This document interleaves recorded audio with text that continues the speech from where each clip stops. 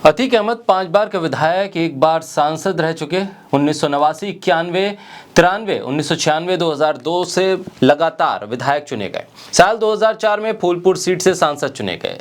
इसके साथ ही मारे गए उनके भाई अशरफ भी एक बार विधायक रह चुके हैं। 6 बार संवैधानिक पद पर रहे व्यक्ति को पुलिस और कैमरे के सामने जय श्री राम के नारों के साथ भून दिया गया। उमेश पाल की हत्या के मामले में उम्र कैद की सजा अदालत सुना चुकी थी। पिछले लगभग 2 हफ्ते से गिद्ध मीडिया अतीक अहमद के एनकाउंटर की सुपारी लेकर बैठा था, पूछ रहा था अब होगा अतीक का एनकाउंटर, कैसे होगा अतीक का एनकाउंटर, अतीक का एनकाउंटर होना चाहिए कि नहीं, लोगों की राय मांग रहा था। अतीक की मौत के लिए माहौल बना रहा था, लोगों को उकसा रहा था। साबरमती जेल से इलाहाबाद हाईकोर्ट में पेशी तक अतीक के पेशाब को एक्सक्लूसिव दिखाने वाला नोएडा फिल्म सिटी का कुख्यात मीडिया बस इसी इंतजार में रहा कि कब अतीक की गाड़ी पलटेगी। और जिस तरह से अतीक और अशरफ को अदालत में पेश करने के नाम पर कैमरे के सामने परेड कराई जा रही थी, उससे साफ था कि अतीक और उसके भाई को खतरा हो सकता है।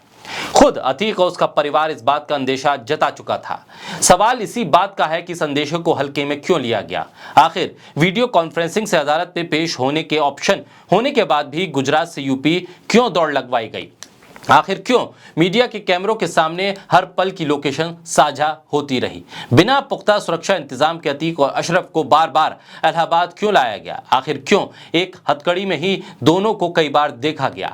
जिस वक्त अतीक और अशरफ पर हमला हो रहा था तब वहां मौजूद पुलिस वालों ने एक भी गोली क्यों नहीं चलाई। अतीक और अशरफ की हत्या के बाद जय श्री राम के नारों का लगना, इसका मकसद क्या है। अतीक और अशरफ की पुलिस हिरासत में हत्या पर यूपी सरकार में मंत्री सुरेश खन्ना ने कहा, यह आसमानी फैसला है, सबको स्वीकार करना चाहिए। स्वतंत्र देव सिंह ने कहा, पाप और पुण्य का हिसाब इसी जन्म में होता है। यूपी सरकार में मंत्री क्या अतीक और अशरफ की हत्या को खुलेआम जस्टिफाई कर रहे हैं, हत्या को सही ठहराने वाले बयान दे रहे हैं। क्या यही है कानून का राज।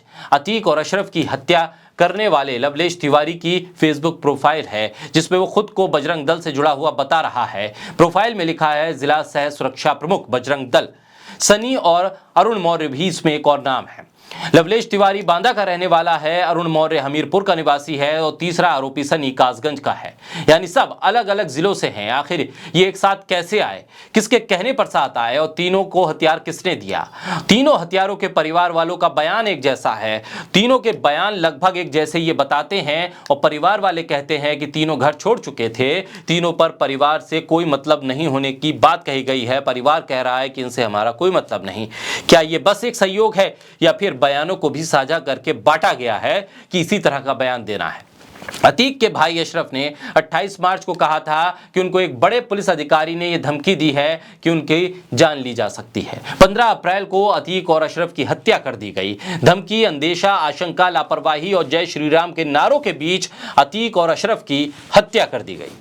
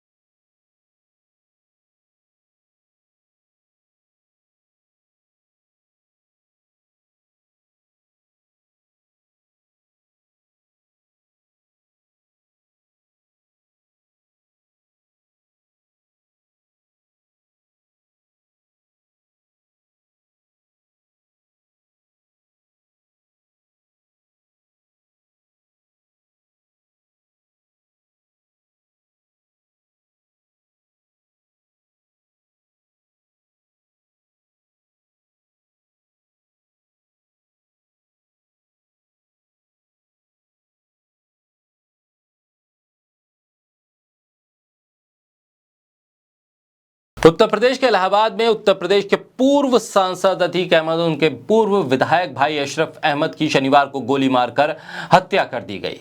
ये तब हुआ जब वो पुलिस की कस्टडी में थे और उन्हें रूटीन चेकअप के लिए अस्पताल ले जाया जा रहा था। इसी सप्ताह ही उनके बेटे असद अहमद का भी उत्तर प्रदेश पुलिस ने झांसी में एनकाउंटर किया था। पुलिस की कस्टडी में बेहद करीब से अतीक और अशरफ पर गोली चलाई गई। इसको लेकर पुलिस प्रशासन पर सवाल उठ रहे हैं। ये भी कहा जा रहा है कि पुलिस के सुरक्षा घेरे के इतने करीब आखिर हमलावर कैसे पहुंच गए। अतीक अहमद की हत्या को विदेशी मीडिया ने भी तवज्जो दी है और इसे वहां के अलग अलग अखबारों ने भी छापा है। बोलता हिंदुस्तान पर मैं हूं आपके साथ फिरजा शाकिर अली बेग। अमेरिका के जाने माने अखबार द न्यूयॉर्क टाइम्स ने इस खबर पर एक रिपोर्ट की है। इस रिपोर्ट का शीर्षक है killing on live TV renews alarm about India slide towards extra judicial violence. यह रिपोर्ट लाइव टीवी पर हुई हत्या भारत के एक्स्ट्रा जुडिशियल हिंसा की ओर बढ़ने की चेतावनी देता है। इस रिपोर्ट में लिखा गया है कि 3 अलग अलग रेड में उत्तर प्रदेश पुलिस ने अपराधी से राजनेता बने अतीक अहमद से जुड़े 4 लोगों की गोली मारी और उनका एनकाउंटर कर दिया, जिसमें अतीक का बेटा असद भी शामिल था। अखबार लिखता है कि इन सब में सबसे ज्यादा परेशान करने वाली बात यह है कि राजनेता अपने राजनीतिक लाभ के लिए हिंसा का इस्तेमाल कर रहे हैं, वो भी एक ऐसे देश में जो धार्मिक रूप से बेहद बटा हुआ है। इस माहौल में छोटे मोटे अपराधी तेजी से बढ़ते हिंदू चरमपंथी माहौल में हीरो बनते जा रहे हैं। कतर के एक अखबार अल जजीरा ने भी इस हत्या के मामले को कवर किया है। अल जजीरा ने एक ऑनलाइन लेख में लिखा है कि भारत के पूर्व सांसद और अपहरण के मामले में दोषी अतीक अहमद और उनके भाई को लाइव टीवी पर गोली मार दी गई, वो भी तब जब वो पुलिस कस्टडी में थे। इस वाकये के बाद उत्तर प्रदेश के शासन व्यवस्था पर भी सवाल उठे। अल जजीरा लिखता है कि इन दोनों लोगों की हत्या हुई वो मुसलमान थे। अतीक अहमद ने बीते महीने भारत की शीर्ष अदालत में दायर की गई याचिका में कहा था कि उनकी जान को खतरा है। अतीक अहमद के वकील का कहना है कि यह हत्या हैरान करने वाली है क्योंकि यह साफ तौर पर राज्य पुलिस की नाकामी को दिखाता है। हालिया सालों में उत्तर प्रदेश में 180 अभियुक्तों को एनकाउंटर में मारा गया है। मानवाधिकार समूह ऐसी हत्या को एक्स्ट्रा जुडिशियल हत्या बताते हैं। पाकिस्तान से निकलने वाले अखबार डॉन लिखता है कि पत्रकार बनकर बंदूकधारियों ने पूर्व भारतीय सांसद अतीक अहमद और उनके भाई को लाइव टीवी पर गोली मार दी। ये दोनों शख्स भारत के मुसलमान विधायक और सांसद थे और दोनों भाई भारत की अपराध की दुनिया का बड़ा नाम थे। अतीक अहमद पे 100 से ज्यादा मामले थे और उन्हें जिन 3 हमलावरों ने मारा वो छोटे मोटे अपराधी हैं।